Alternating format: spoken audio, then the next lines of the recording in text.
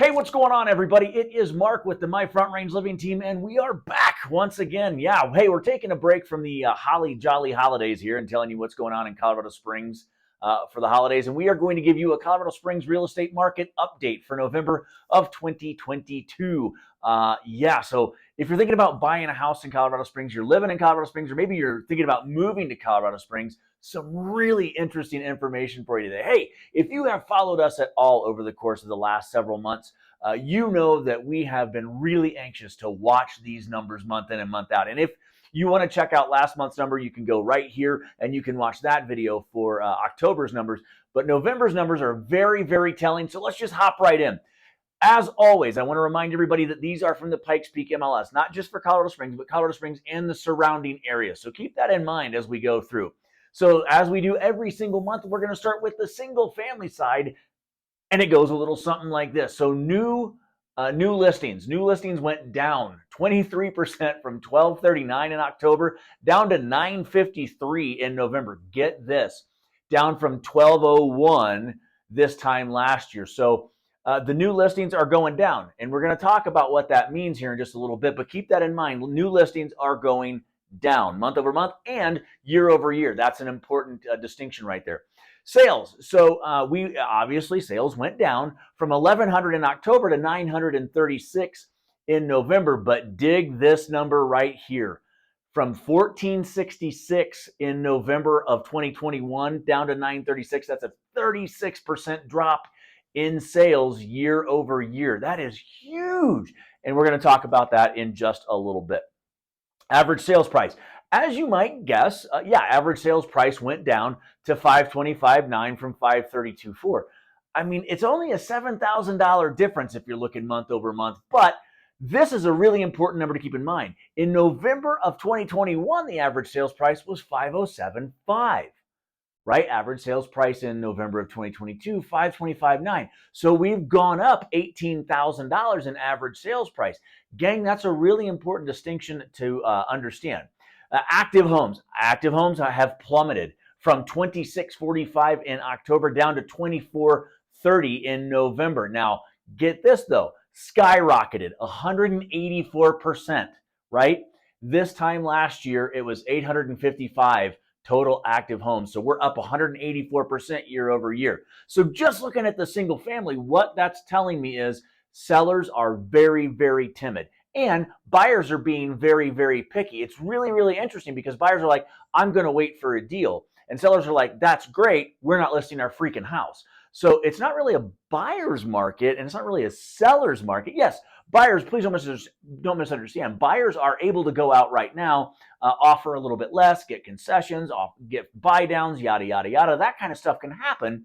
But the reality of it is they're doing it on essentially the same houses because nothing new is hitting the market. So it's a really, really interesting time. Yeah, I believe that sellers are still getting market value for their home. They're just not getting that crazy over asking stuff that we were doing in 2020 and 2021 and the first part of 2022.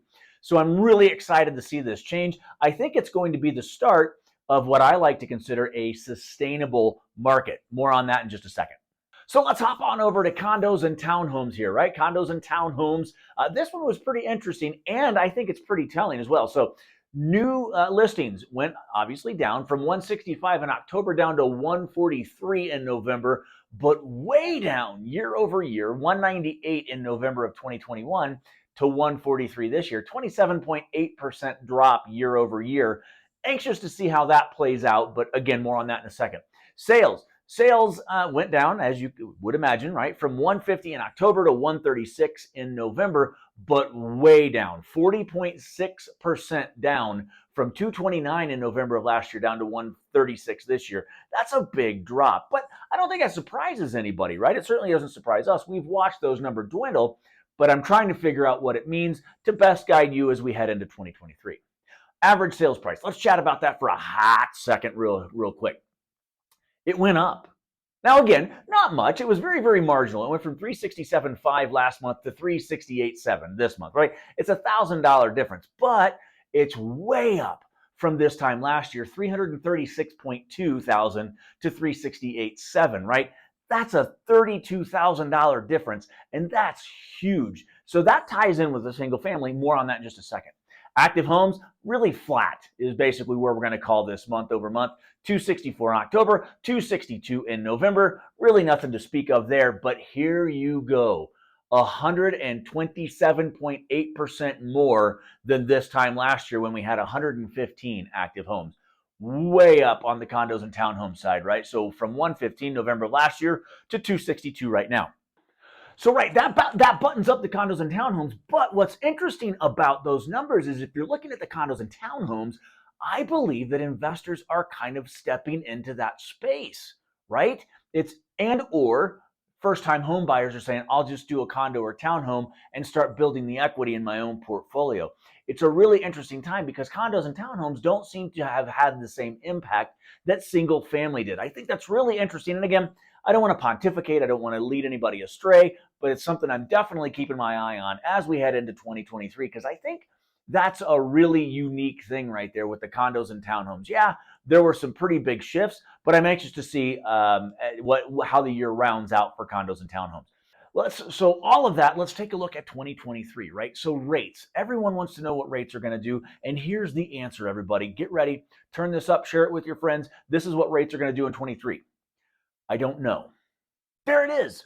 No one really knows. And I know that everybody likes to pontificate, so on and so forth. And I'll be honest with you, National Association of Realtors, the Fed, MBA, the Mortgage Brokers Association here in North America, they're all believing that we're going to be at 5% for home loan rates this time next year. And we may very well be there. I just don't know what that looks like. I do believe, in looking at all the reports, that inflation has been handled very, very quickly in the last several months. So again, we're going to pay attention to that in the first quarter of 2023. And I think that we're going to have a pretty good idea in the first few months of 2023 what the rest of the year looks like.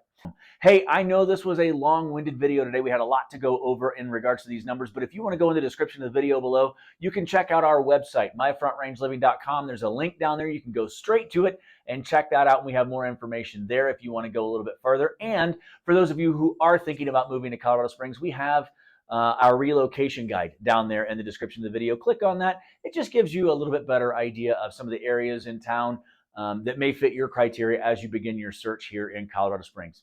Hey, as always, thank you so much for stopping by. We appreciate it. We look forward to seeing you soon. Have a great day.